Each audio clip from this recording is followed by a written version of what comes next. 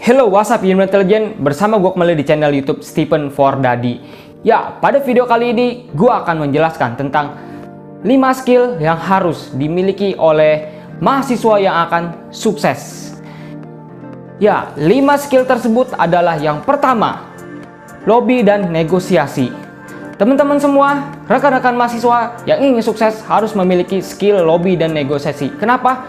Nah, ketika kalian nanti lulus ingin menjadi seorang pekerja misalnya, nah kalian ketika interview dengan HRD ditawarkan gaji sekian, misalnya gaji 2,5 juta ya, dan tersebut ternyata itu adalah gaji yang kecil, tetapi kalian tidak mempunyai skill negosiasi yang baik, Anda akhirnya terpaksa untuk menerima gaji 2,5 juta tersebut, padahal skill Anda itu di atas rata-rata, sehingga sebenarnya Anda bisa mendapatkan gaji yang 2 kali lipat, tetapi Anda tidak mempunyai skill negosiasi yang baik, sehingga ya Anda menerima ala kadarnya saja. Lalu juga ketika Anda mempunyai masalah di kerjaan Anda harus bisa melobi seseorang ataupun atasan agar masalah tersebut ya bisa dinegosiasikan menjadikan win-win solution.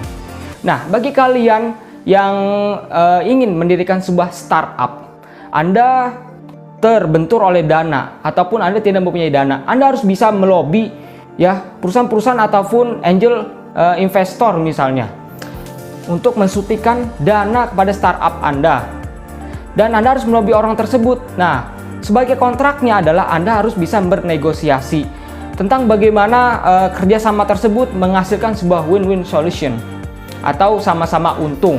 Nah, ketika Anda mempunyai perusahaan ataupun Anda mewarisi perusahaan orang tua Anda harus juga mempunyai skill lobby dan negosiasi. Karena apa? Kalau misalnya Anda tidak bisa melobi seseorang, Anda tidak bisa menegosiasikan sebuah proyek, menegosiasikan sebuah harga, alhasil apa? Perusahaan Anda akan tumbang atau perusahaan Anda akan diakal-akalin, sehingga apa? Anda bisa bangkrut.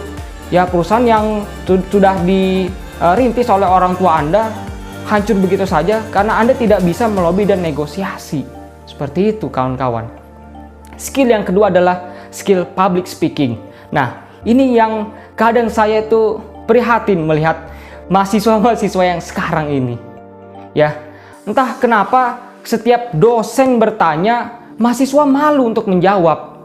Kemana gitu? Kenapa tidak berani untuk menjawab? Apakah bingung? Kalau misalnya bingung ya sekarang ada buku. Kenapa tidak melihat e-book gitu kan? Nah, ketika dosen juga mengajukan ya, siapa yang ingin bertanya? Mereka juga malu. Ada apa gitu? Kalau saja berbicara kepada dosen Anda tidak berani, Anda takut, Anda bingung, bagaimana Anda berbicara di depan HRD, Bung? Bagaimana Anda berbicara di depan para investor? Bagaimana Anda berbicara presentasi di depan para perusahaan-perusahaan, para pemegang saham? Ya. Kalau Anda ingin bekerja, kan Anda harus berbicara dengan atasan. Anda tidak berani, ya masa punya pekerja yang ciut, mentalnya tempe, kayak kerupuk alot gitu, nggak garing.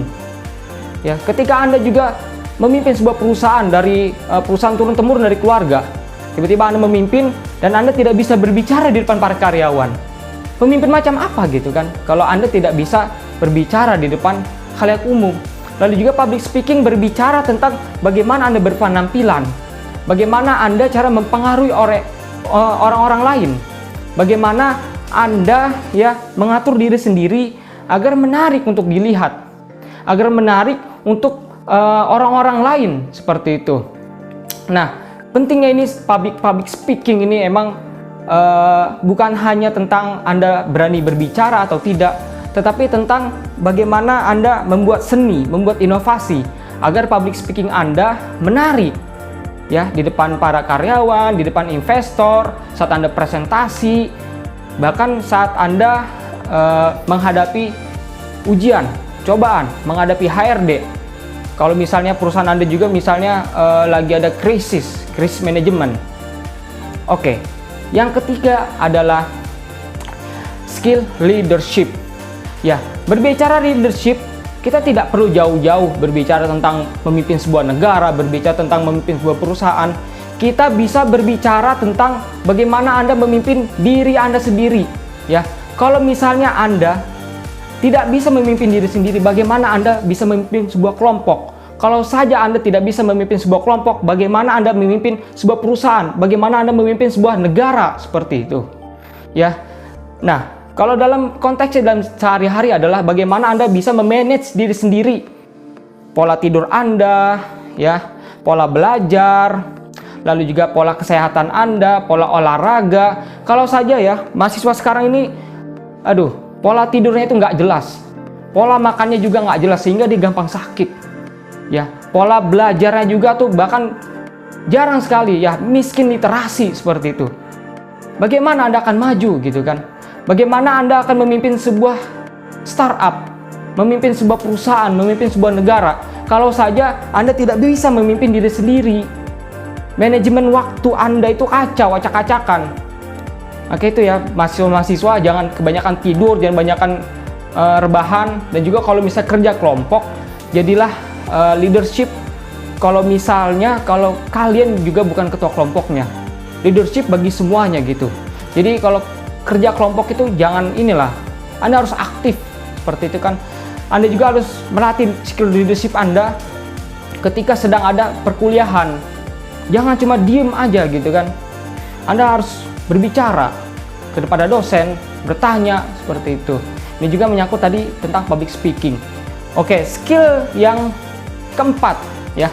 Yang keempat adalah tentang bagaimana Anda mengatur atau memanage keuangan.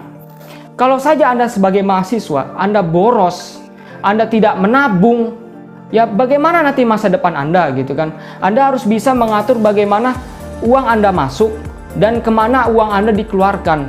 Kalau misalnya Anda sehari itu dikasih 100.000 oleh orang tua, ya setidaknya Anda ya keluarkan 50.000 untuk kebutuhan kuliah Anda dan 50.000 untuk berinvestasi. Entah itu investasi emas, entah itu investasi di pasar saham. Investasi emas itu bukan hanya tentang Anda harus beli berapa gram ya dalam sekali beli. Ya, tingkatan kita ya atau tingkatan Anda misalnya baru mahasiswa 50.000 gitu kan. 50.000 Anda bisa menabung emas. Sekarang ada itu kan menabung emas mulai dari Rp10.000 itu sudah ada gitu. Jadi kita tidak perlu berepot-repot lagi. Nah, skill-skill manajemen keuangan ini bagi kalian yang juga nantinya akan mewarisi harta orang tua ataupun bisnis orang tua, Anda harus bisa mengaturnya. Kalau Anda boros-boros ria, Anda tidak menabung, ya Anda terlalu banyak pengeluaran, sehingga ya jangan sampai nanti Anda lebih banyak hutang daripada saham Anda. Lebih banyak hutang daripada aset Anda. Ya, misalnya aset Anda ya bersama keluarga 1 miliar. Tetapi Anda punya hutang 2 miliar, itu adalah sebuah keuangan yang kurang sehat. Karena kalau misalnya Anda menjual aset semua untuk membayar hutang, maka Anda itu akan minus. Jadi akan sulit, alhasil Anda akan berhutang lagi untuk menutupi hutang yang lainnya. Seperti itu. Jadi ini penting sekali bagi kawan-kawan mahasiswa kalau Anda benar-benar ingin sukses ya. Anda juga belajar bagaimana uang itu menghasilkan uang yang lebih banyak. Bukannya uang Anda habur-haburkan begitu saja, Anda gajian tiba-tiba hilang karena gengsi, karena Anda terlalu bersemangat berbelanja, Anda terlalu bersemangat membeli barang-barang mewah yang sebenarnya tidak Anda butuhkan. Seperti itu. Oke, skill yang terakhir adalah analysis situation. Nah, skill ini masih jarang dimiliki oleh banyak mahasiswa. Padahal skill ini bisa menjadikan seorang mahasiswa ya kalau bisa dia optimalkan menjadi mahasiswa yang kaya raya ketika nanti lulus. Karena apa? Sekarang ini misalnya ya, kita lihat lagi banyaknya atau lagi ngetren-ngetrennya teknologi artificial intelligence atau kecerdasan buatan. Ya, kalau misalnya orang-orang cerdik itu melihat sebuah peluang. Kalau Anda ingin bekerja di bidang artificial intelligence, Anda bisa belajar. Karena fashion ini ataupun artificial intelligence ini ya, jenis pekerjaan ini ke depannya mungkin akan sangat amat pesat. Karena apa? Semakin banyak perusahaan-perusahaan yang menggunakan artificial intelligence dan membutuhkan orang yang ahli ataupun pekerja yang ahli di bidang artificial intelligence. Nah, dari mana kita mendapatkannya skill tersebut ataupun kemampuan tersebut? Sekarang sudah banyak saya lihat pelatihan-pelatihan artificial intelligence. kecerdasan buatan. Pelatihannya selama berapa bulan, ya mendapatkan skill ini, sudah banyak. Anda tinggal memilih. Lalu juga misalnya, ya sekarang lagi ada zamannya serba sosial, serba media sosial. Dan ini membutuhkan sebuah, kalau perusahaan itu kan security database. Karena kita lihat kan banyak sekali database itu dicuri oleh orang-orang yang tidak bertanggung jawab. Nah, kalau misalnya kalian ingin mendirikan sebuah startup atau kalian ingin mendirikan sebuah perusahaan, Anda bisa mendirikan startup ataupun perusahaan yang bergerak di bidang jasa perlindungan database. Itu pasti akan sangat seksi ke depannya. Karena banyak perusahaan-perusahaan yang membutuhkan hal tersebut, perlindungan data, agar tidak dicuri oleh orang-orang yang tidak bertanggung jawab seperti itu. Atau kalau kalian ingin menjadi seorang YouTuber, Anda lihat ya, dominasi atau tren yang sedang naik. Salah satunya misalnya podcast. Anda bikin juga podcast gitu, tetapi dengan inovasi-inovasi yang baru, yang lebih menarik, sehingga penonton-penonton itu mau menonton video Anda, ya. Dan masih banyak lagi sebenarnya tentang bagaimana Anda bisa menganalisis situasi. Jadi dari analisis situasi ini, Anda bisa mengembangkan sebuah inovasi bisnis, inovasi pekerjaan. Anda bisa melatih skill tersebut untuk mendapatkan sebuah peluang bisnis, untuk mendapatkan sebuah peluang pekerjaan, untuk mendapatkan sebuah peluang ya pemasukan keuangan bagi Anda. Sehingga Anda menjadi orang yang beruntung, Anda menjadi orang yang kaya raya. Ya. Nah, dari 5 skill ini tidak hanya Anda lihat saja, tidak Anda dengarkan saja, tapi harus dipraktekkan dalam sehari-hari. Kalau misalnya kalian mahasiswa semester 1, ya, 2, 3, 4, 5, 6, 7, 8, Anda harus bisa mempraktekannya. Ya, skill lobby negosiasi, public speaking, manajemen keuangan, leadership, dan juga skill untuk melihat situasi. Ya, kalau misalnya bermanfaat bagi kalian, silakan dicatat. Ya, gua nggak mengemis-ngemis subscribe, like, komen, nggak. Ya, kalau kalian ada request, silakan komen. Ya, permintaan gue cuma itu aja sih. Kalau menurut kalian ini bermanfaat, silakan kasih tahu pada teman-teman tentang video ini. Tapi gue bukannya ngemis-ngemis like, comment, share seperti yang gue bilang tadi. Kurang lebihnya mohon maaf dari gue. Nantikan lagi video-video gue seterusnya. Sekian dari gue. Kurang lebihnya mohon maaf. Salam human intelligence.